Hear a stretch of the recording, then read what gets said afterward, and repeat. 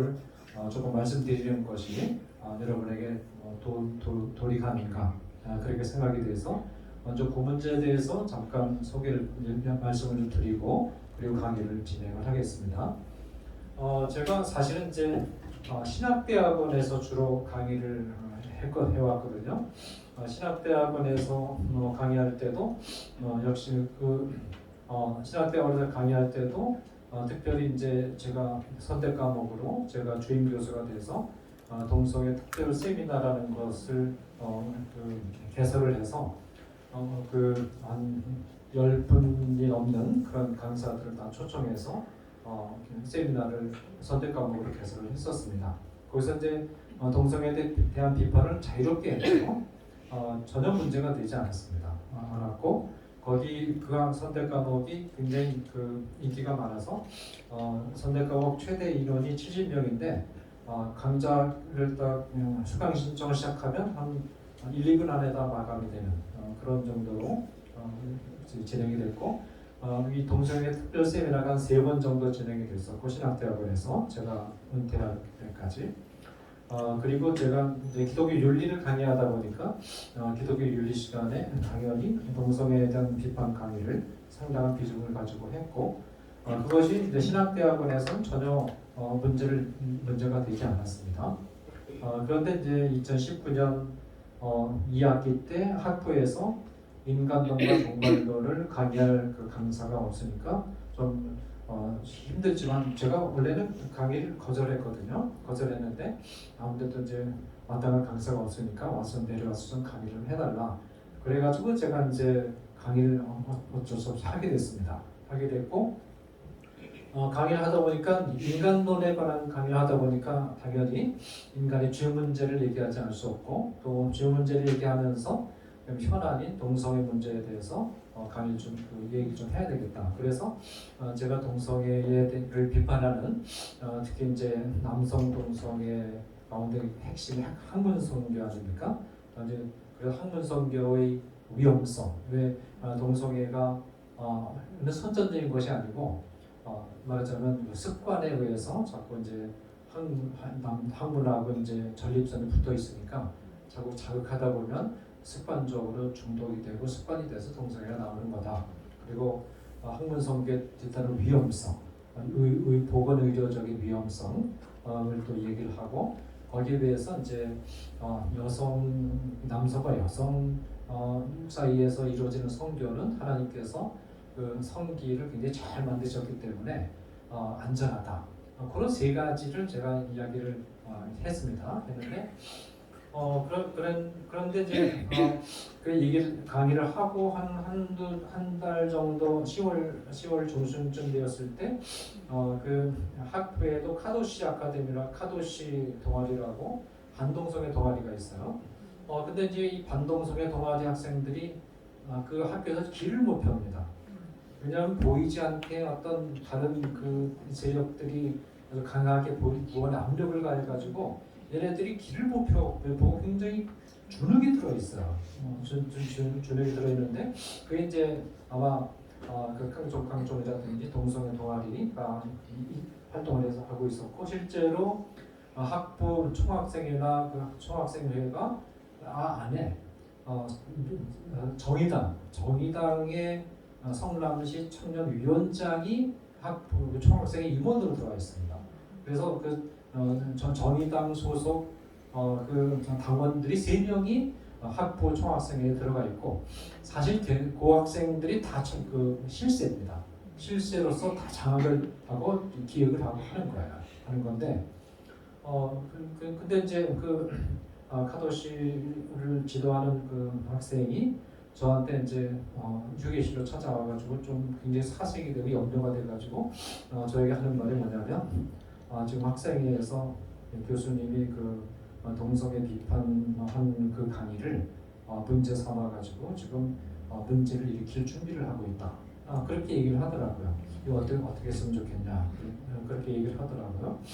그래서 제가 그러면서 굉장히 좀 두려워하더라고요. 그래서 제가 하는 말이 걱정하지 말라.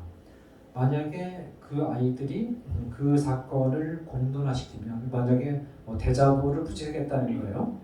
대자보를 붙이는 식으로 해서 공론화시키면 나도 거기 맞대응해서 그 문제를 공론화시킬 거다. 그래서 공개적인 장에서 내가 논의할 거다. 그렇게 하면 된다. 걱정하지 마라. 그렇게 이제 돌려보냈습니다. 그 예상대로 한 달 있다가 그 대자보가 붙었어요. 붙었는데 대자보가 사실은 다른 교수가 그 동성애에 관련된 것이 아니고 그것은 실제로 이제 성희롱과 관련이 된 그런 발언인데 그게 그 교수 발언 17개의 항목을 열거하면서 그 가운데다가 살짝 제 거를 3개인가를 끼워놨어요. 끼워넣었는데 그러니까 이게 사실은 다른 거는 이게 말하자면 그 껍데기고 핵심은 저를 잡기 위해서 거기 포인트가 있는 겁니다. 사실은 이제 그런 대자보가 붙었어요. 근데 대자보를 붙이기 전에 이미 그 아이들이 전국의 KBS, MBC, SBS, JTBC 언론기관에다가 쫙 사전에 정보를 줬어요. 내일 이런 대자보가 붙으니까 와서 취재해라. 그래가지고 대자보 붙자마자 전국의 언론이 다 취재를 일반 언론이 기독교 안에 일어난 일에 관심도 없잖아요. 근데 일반 언론이 다 와가지고 그걸 취재해가지고 대문짝만하게 말하자면 그 보도를 한 거예요. 그러니까 저도 가만히 있을 수 없잖아요. 그래서 저에 대해서 지적한 내용을 조목조목 반박하는 대자보를 저도 크게 써가지고 학교 한 5군데 붙였습니다. 그래가지고 원래 그런 대자보가 붙으면 미안 잘못됐다고 그러고 사과하고 그다음에 징계받고 그리고 끝난 그렇게 이제 진행이 돼야 되는데 아무도 그 사이에 그런 문제로 이렇게 제기됐을 때 아무도 그런 반박 대자보를 붙인 사람이 없거든요. 다 그냥 따라가는데 제가 반박 대자보를 딱 붙이고 이제 한번 싸워보자 이렇게 나오니까 그쪽도 보도가 됐지만 이쪽도 보도가 될 거 아닙니까? 그리고 이쪽이 보도가 되면서 이게 이제 한창 반동성 운동이 막 진행이 되는 그런 시점에서 이쪽도 보도가 되니까 이쪽 진영에서 어떻게 이럴 수가 있느냐 그래가지고서는 싸움이 되기 시작한 겁니다. 그건 예상을 못했던 거죠. 그죠? 못했던 거고 그래서 이제 제가 그렇게 문제가 발생을 해서 지금 조영일 변호사님 내게 제가 상의를 좀 했습니다. 자 이런 사건이 이렇게 터졌는데 어떻게 했으면 좋겠느냐 그랬더니 이제 조영일 변호사님께서 하시는 말씀이 뭐냐면 첫째로 요거는 총장 작품이다 이렇게 딱 지적을 하시더라고요. 저는 그때만 해도 총장이 그런 일을 할 거라고 생각을 못했거든요. 근데 나중에 다 그게 그러니까 양심선언을 통해서 드러났습니다. 그러는데 총장 작품이다 라는 걸 지적하고 두 번째는 이 문제는 절대로 사과하면 안 된다. 사과는 절대로 하면 안 된다. 셋째로 이 사건은 상당한 법정으로 가게 되면 시간이 오래 걸릴 거다. 적어도 4, 5년 이상은 걸릴 거다. 근데 끝까지 이거는 싸워야 되는 문제다. 그렇게 그 분석이 가장 정확한 분석입니다. 분석이어서 나중에 보니까 그리고 이 일은 이 동성애에 관련된 사안이니까 내가 변론을 맡아주겠다. 내가 무료로 변론을 맡겠다. 하나는 일이니까 그렇게 해서 변론이 시작이 된 겁니다. 그래서 조영일 변호사님하고 몇 명의 변호사들 특히 그 정희선 변호사님이라고 계신데 그분이 굉장히 꼼꼼하게 그 일을 이 작업이라는 게 이 변론 작업이라는 게 엄청난 그런 그 작업입니다. 근데 그걸 굉장히 꼼꼼하게 그렇게 진행을 해주셨고 정희선 변호사님께서도 내가 이 일은 끝까지 제가 변론을 해주시겠다 그렇게 말씀하셔서 그래서 이제 시작이 된 겁니다.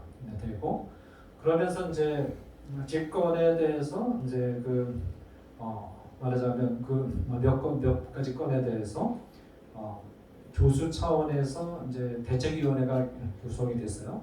교수 차원에서 대책위원회에서 논의한 결과는 이것은 징계할 사안이 아니다. 그렇게 결론을 내서 이사회에 보고하지 않고 그냥 끝내기로 그렇게 됐는데, 그 당시 이제 그 이사회가 관선 이사회였거든요. 관선 이사회에서 어떤 말이 있었는지 모르겠어요. 그 배경에 아마 어떤 그 조치가 있었는지 모르겠는데, 그 사건을 자료를 전부 그 관선 이사회로 넘겨라. 그렇게 이제 명령을 한 겁니다. 그래서 명령하니까 어쩔 수 없이 관선 이사회로 넘어가면서 관선 이사회에서는 이 사건은 우리가 처음부터 다시 조사하겠다. 그래서 관선 이사회에서 징계위원회가 다시 꾸려졌습니다. 이 관선 이사들하고 그다음에 교수 몇 명하고 같이. 그래가지고 이제 제가 그 관선 이사회에서는 징계위원회에 불려갔습니다. 불려갔는데 그래서 한 2시간 동안 말하자면 신문을 받았는데 2시간 동안 내내 싸웠습니다. 싸우다가 끝났어요. 그러니까 관선 이사회에서는 야, 네가 좀 사과를 좀 하고 그러면 형량도 줄어들고 그럴 텐데 왜 자꾸 이렇게 고집을 피우냐, 그런 얘기를 했는데 제가 사과를 할 사안이 아니더라고요.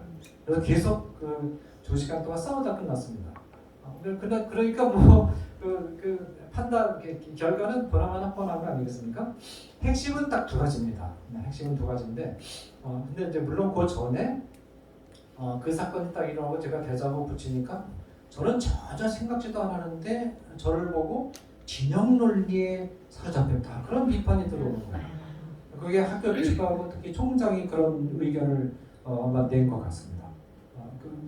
그래서 너는 진영이라는 게 뭔지도 모르고 전혀 몰랐는데, 저는 동성애 문제에 대해서 이건 잘못됐다고 얘기하고 거기에 대해서 그 말하자면 비판이 나오니까 난 대응한 것뿐인데 진영 논리를 갖다가 저한테 붙이더라고요. 아마 본인들이 그런 진영 논리에 익숙해 있으니까 그런 비판을 한 것 같아요.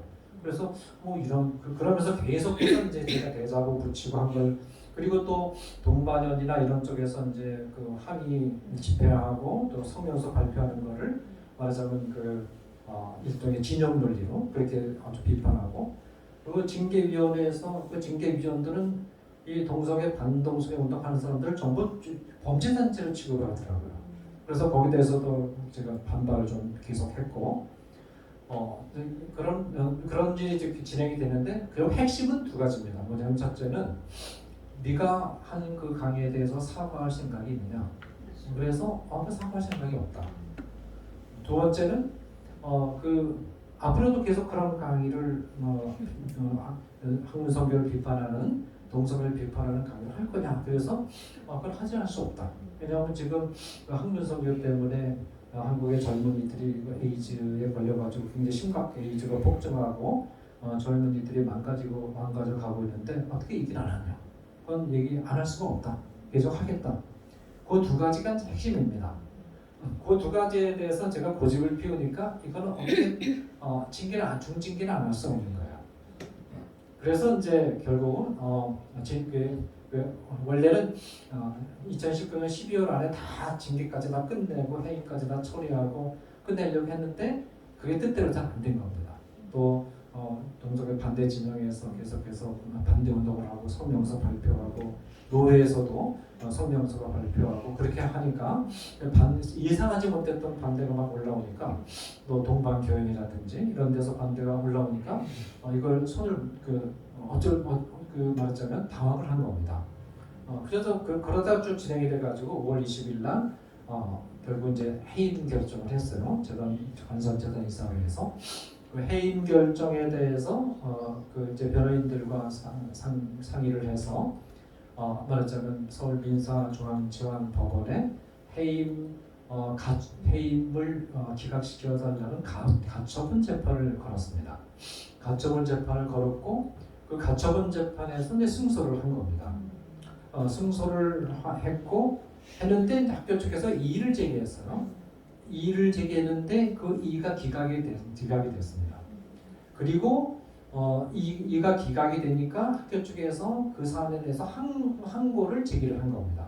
그래서 이제 고등법원으로 사안이 넘어간 거예요. 그렇게 이제 한쪽으로 진행이 됐고, 다른 한편에서는 제가 이제 아무래도 교원이니까 교원이 그런 징계를 받을 때는 교원소정심사위원회에 청원을 할 수 있거든요. 그래서 교원소정심사위원회에 제가 청원을 했습니다. 좀 살펴달라.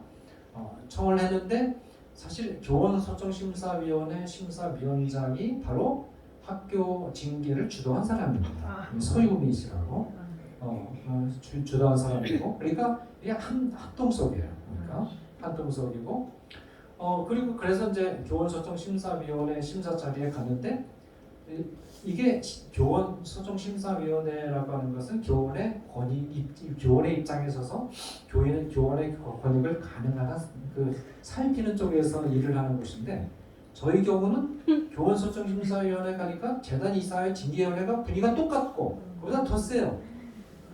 똑같은 질문이 또 2개가 나왔습니다. 하나는 뭐냐면, 너 그 강의 계속 그 강의에 대해서 사과할 생각이 없냐? 그건 사과할 사안이 아니다. 내가 정당하게 할 강의를 했고, 그리고 전문가들 자문을 받아봤을 때 문제가 없는 강의라는 것이 다 판명이 됐다. 그거보다 훨씬 농도가 강한 강의를 지금 초등학교에서도 이미 하고 있다. 근데 어떻게 대학교 3, 4학년 학생들을 대상으로 해서 그런 강의를 못하냐? 그래서 거부를 했고, 근데 앞으로도 그런 강의를 계속 할 거냐? 그래서 그 강의 계속 하지 않을 수 없다. 그래서 역시 그 요청을 다 거부했습니다. 그러니까 이제 기분 나쁘다. 그래가지고 또 말하자면 그 해임 취소 청원을 기각시켜서 해임을 말하자면 이렇게 확정을 해버린 거죠. 그렇게 해서 이제 진행이 됐는데, 교원소정심사위원회의 결정에 대해서도 이건 문제가 있다. 그래서 말하자면 행정소송, 행정법원의 행정소송을 시작을 했습니다. 시작을 해서 그 행정소송에서 이제 2020년에 여기 좀 시간이 좀 오래 걸렸어요. 그래서 2020년 8월에 행정소송에서 제가 일단 승소를 한 겁니다. 물론 지금 법원 전체가 상당히 이제 그 젠더화가 많이 되어 있기 때문에 동성애를 비판하는 것을 성적으로 성희롱으로 보는 분위기가 상당히 좀 강하거든요. 그래서 그것을 성희롱이 아니다라고까지는 판정을 안 했지만 해임 결정이 부당하다는 그런 판정을 내렸습니다. 그래서 부분적으로 제가 승소를 한 거죠. 승소를 했고, 승소를 해서 이제 이 해임을 취소하라는 그런 명령을 내렸습니다. 그 명령을 받은 다음에 교원소정심사위원회에서 그 명령을 받아서 그럼 우리가 재심사를 하겠다, 그렇게 통보가 왔어요. 그래서 재심사를 해가지고 어떻게 결정을 했느냐면 해임을 1개월 정직으로 변경을 했습니다. 그런데 이제 1개월 정직으로 변경을 하고 학교 측에서도 교원소정심사위원회의 결정을 받아가지고 해임을 1개월 정직으로 변경을 했습니다. 그래서 이제 1개월 정직으로 변경이 되고, 근데 사실 그때가 제가 이미 은퇴를 한 이후였거든요. 이후에 그래서 그 전에 이제 1개월 정직 기간 빼놓고 기타 여러 가지 재정적인 문제라든지 행정적인 문제는 다 해결이 됐습니다. 다 해결이 돼서 퇴임도 정상적으로 됐고, 뭐 연금 문제도 영향이 없고, 그다음에 퇴직금이라든지 밀린 월급이라든지 그런 건 다 정상이 됐고, 그래서 1개월만 딱 남았던 겁니다. 그리고 이제 그 항고했던 것은 학교 측에서 실익이 없으니까 그냥 항고를 취소를 했습니다. 그래서 재판이 일단은 마무리가 되고, 사실 한 95% 정도는 제가 이제 승소를 한 것으로 그렇게 된 거죠. 그리고 1개월 정직이 됐고, 그런데 이제 1개월 정직이 어떤 현실적으로 볼 때는 문제는 1개월 정직으로 인해서 한 달치 월급하고 거기에 해당하는 퇴직금 정도가 이제 미제로 남는 건데, 그런 건 그렇게 중요한 건 아니지 않습니까?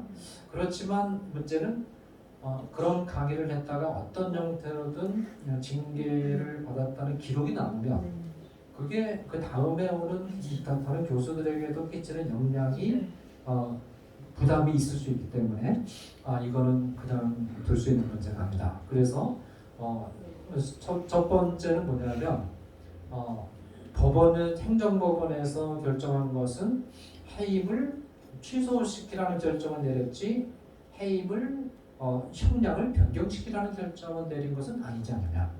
이거는 위법이다. 문제가 있다.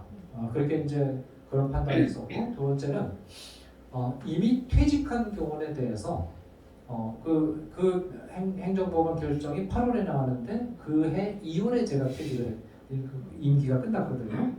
퇴직한 교원에 대해서 소급해서 나중에 징계한다는 것은 위법이다. 그런 대법원 판례도 있고 그렇기 때문에 이건 말이 안 된다. 이 문제도 계속해서 법적으로 다퉈야 된다. 그래서 그 교원소송심사위원회를 대상으로 해서 행정소송을 제기를 했습니다. 행정소송에 들어가서 지금 재판이 진행이 되고 있어요. 되고 있는 상황이고 학교 재단 이사회를 대상으로 해서는 민사재판, 이것이 부당하다라고 판단해서 민사재판을 새로 시작을 했습니다. 그래서 지금 그 부분에 대해서 두 건의 재판이 아직 계속 진행이 되고 있습니다.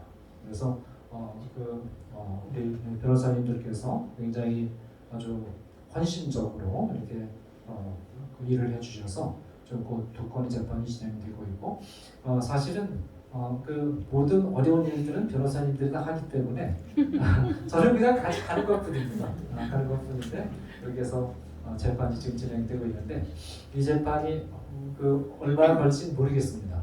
그렇지만 그 변호사님들의 의견은 이건 법리가 분명하기 때문에 오래 끌지 않고 끝날 거다 그렇게 예상을 하시는데 혹시 이 재판이 오래 진행된다 할지라도 예를 들어서 그 1심에서 결판이 안 나면 한국 그 고등법원이나 대법원이나 심지어 헌법소원에까지 가더라도 이것은 끝까지 다툴 필요가 있는 그런 사안이다.